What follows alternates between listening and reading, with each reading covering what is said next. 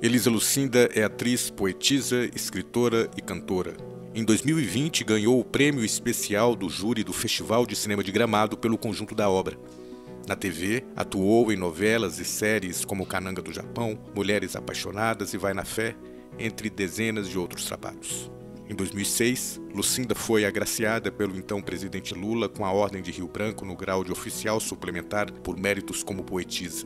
Em 2019, ela escreveu uma carta ao desembargador Leandro Paulsen, do TRF4, que citou trechos de um poema de Elisa Lucinda no julgamento de Lula no caso do sítio de Atibaia. A atriz e escritora lembrou ao magistrado que ele teria pagado um mico, já que o poema foi escrito em oposição a tudo o que a família Bolsonaro e a justiça brasileira, naquele momento de politização, representavam. Elisa gravou um vídeo emocionante sobre o recente episódio envolvendo o ministro, ou agora ex-ministro, dos Direitos Humanos Silvio Almeida. Alguém que, como atriz, tem uma vida dedicada à causa antirracista. Confira. Gente, fiquei assim, de ontem para hoje, né? Desde quinta-noite, muito abalada, claro. Deu aquela sensação de que a gente andou para trás, perdemos muito. O único homem preto do governo, do alto escalão do governo, nosso herói. E a nossa ícone da igualdade racial, um recuperando uma pasta dilacerada pelo governo anterior, que é dos direitos humanos, e a outra recuperando, reestreando a pasta que foi dizimada, né, e fazendo botando toda a força na nossa recuperação histórica, reparação histórica. E de repente a gente tem esse único homem do alto escalão denunciado por essa outra, dois heróis, né? Por essa outra heroína da nossa história. Eu digo dos negros, que a gente está sempre longe desses lugares de poder, está sempre com muita dificuldade de sermos naturalmente, por competência, alçados a esses lugares, né? Então, assim, bugou a comunidade, ficou todo mundo desesperado, e eu fiquei refletindo, querendo não ser urgente, igual a internet exige, sabe? Eu fiquei refletindo o silêncio de Aniele. Claro que era uma resposta imediata. Era assim, a vítima está calada. Porque se ela tivesse que defendê-lo, ou se caso não fosse sustentar a sua denúncia, teria vindo a público imediatamente, como é da estirpe daquela família, né? Mandar a real sem medo. Então, eu sabia que aquele silêncio significava a solidez, pelo menos a impressão da solidez da denúncia. Aquele silêncio era ensurdecedor para todos nós, acho que todos nós no fundo sabíamos, né? E eu fiquei refletindo sobre a minha geração. Eu sou de uma geração que, ou a totalidade delas, não gosto de dizer a totalidade que posso errar, mas a imensa maioria da minha geração foi abusada, de alguma maneira.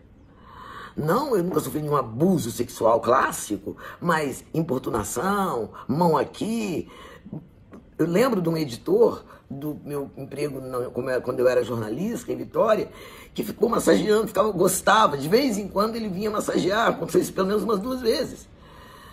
E eu fazendo o texto, o artigo, na redação do jornal, aquilo me incomodava muito, mas era como se eu não pudesse. Eu falava assim, desculpa, é que eu estou trabalhando, ele é meu chefe.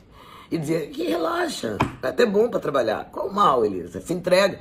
E eram essas palavras dúbias, entende? Só que você não tinha a palavra, hoje, como a gente tem a palavra na lei. Agora é crime assédio, importunação sexual. Não era. No ônibus, meu Deus do céu, esse perigo do homem em alguma esquina de noite, que isso? Foi assim que a gente foi criado.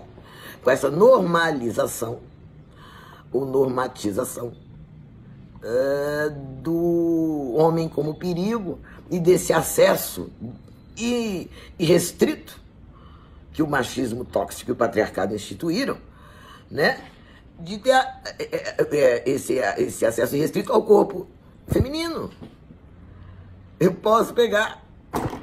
Eu lembro que uma vez eu estava paquerando um cara numa festa, assim, num show, um amigo meu que estava comigo, era meu amigo, casado com outra mulher. Eu fui comentar com ele que eu estava paquerando o cara do músico.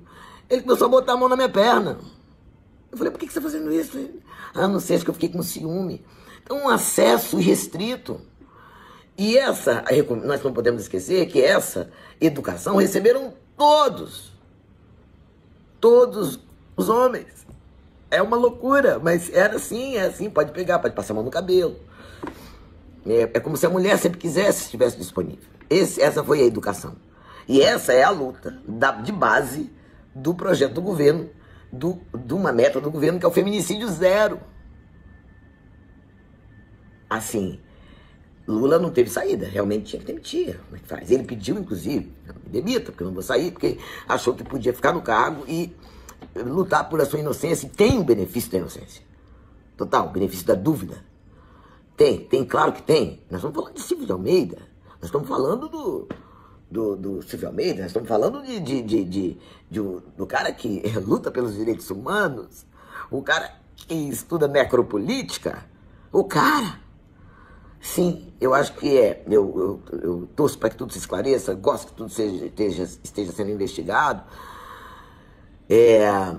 mas eu acho que a nossa decepção, o nosso medo, o nosso temor, a nossa desilusão vem do fato, com essa investigação e essa denúncia gravíssima, que destitui o nosso único ministro preto, homem, vem do nosso romantismo, de achar que esses nossos heróis, que a gente admira, não estão suscetíveis a esse tipo de educação na qual foram também imersos, submersos e treinados.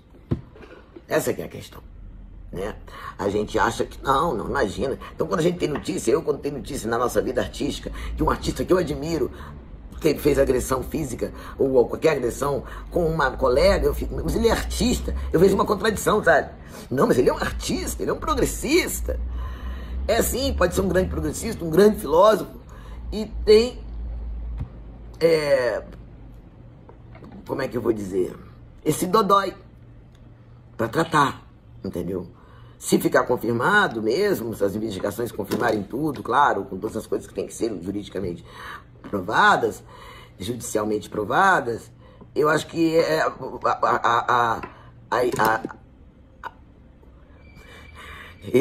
essa enfermidade psicológica ficou na raiz da formação masculina, né?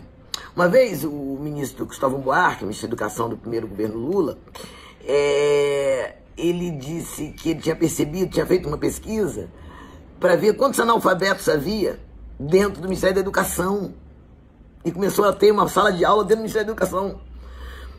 Isso acendeu uma luz para mim, e eu ouvi o podcast da Natuza Neri com a Flávia Oliveira, o assunto, eu fiquei, ela falou disso, num protocolo federal, institucional, interno, para que um compliance, mais ou menos, do governo, para que, né, imagine, para que se cumpra internamente as metas externas do próprio governo. Olha que loucura.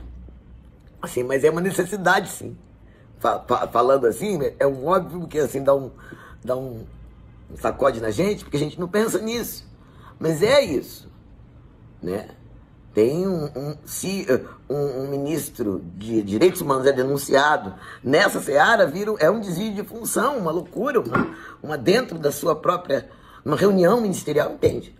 É muito complicado. Eu, como todos, tenho total admiração por ele, sabe? Fico aqui muito triste, ficou todo mundo triste, né? Admiro muito a coragem da Aniele, muito. E isso me leva, não estou julgando não, nem condenando, mas isso me leva, a coragem dela me leva a concluir, assim, a entender mais ainda, a compreender mais ainda a dimensão das exigências dessa coragem. Você vai ter que falar. Ela antes falou com os outros ministros, né, para não chegar a público pensando no governo e tudo. Mas olha só, o marido vai saber, a filha vai saber, sempre saberá, as filhas saberão. O país, a família, uma situação íntima de agressão e invasão íntimas. Aí todo mundo fica sabendo. Já viu algum homem falar que foi abusado? Eu acho que toda vez que um homem pensar Por que ela não falou antes? E tem que pensar, se eu tivesse sido abusado, eu falaria? Pô, quando eu tinha 15 anos, o padre e tal passou a mão na minha bunda? Ou não sei quem, sei lá, professor. Será que ele tem coragem de falar isso? Não tem. Mostra muita vulnerabilidade. Alguém entrou num portão da minha intimidade sem pedir licença. Quando esse editor ficava, sabe? Esse chefe, eu lembro que eu reclamei com um grande amigo meu que falou assim, Elisa, mas já notou que você tá sempre com o ombro de fora, um batom chamativo. Então tem isso, tem a divisão da culpa. O que ela fez? Sabe? Aham, tá. Será? Então tem um negócio, sempre a mulher tem uma parcela de culpa, não é fácil assumir isso. Por isso que eu acho que poucas vezes uma mulher inventa essa história. Por causa dessa parte. Vou ter que inventar. Vou ter que falar na cara de todo mundo, a cada investigador, escroto, entre aspas, ou não. Eu vou ter que falar pra ele, não sei o que ele tá pensando, eu vou ter que contar os detalhes. Entendeu? Eu conheço histórias que o cara ficava meio, sabe, gostando do depoimento. E que cor era a sua calcinha? Isso é um interrogador. Isso eu tô te falando numa delegacia aí comum da vida, né? Agora, claro, tem a Polícia Federal, tem a AGU, tem a Constituição de Justiça, de Ética e Justiça. Ok. Mas assim, o que eu estou falando é que não é mole. Vai enfrentar um calvário público. Então, assim, antes de você falar, das pessoas falarem, por que não fala? Ela tem que falar. Peraí, gente. É tudo muito sério, tudo muito delicado. O que eu acho que a gente tem que fazer é o seguinte. Claro que a direita deve estar afiando as unhas, esperava algum deslize de um governo de sucesso, né? E vem como abutre nessa hora, né? Todas as loucuras da Mari não teve a força dessa tragédia para um aproveitamento assim, né? Tô falando político, né? Da força oposta. Então, assim, é muito sério esse momento e nós precisamos defender nossa democracia. Nós precisamos entender como um pedaço do nosso desenvolvimento. Isso abre um alerta para todos. Eu às vezes fiquei pensando, será que um farol desse, um compliance desse dentro do governo não vai revelar tanta gente? Esse assunto é muito sério. Esse assunto acontece. Né? Brasília tem fama de uma vida, uma outra vida, digamos. Então, assim, eu acho que é um assunto muito interessante, é triste, aula difícil para a nossa política. Mas a gente precisa amadurecer.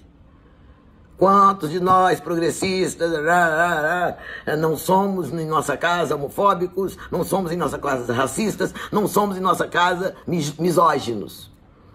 Nos bastidores, na nossa atividade social íntima, né? Então, toda essa configuração, qualquer desfecho que essa história desemboque, em qualquer desfecho que essa história desemboque, esta é a grande lição.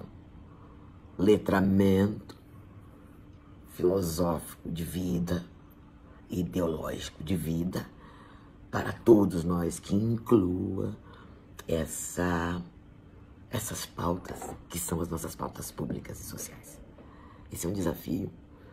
Eu acho que é uma hora muito difícil, mas que a gente vai chamar de crucial daqui a um tempo.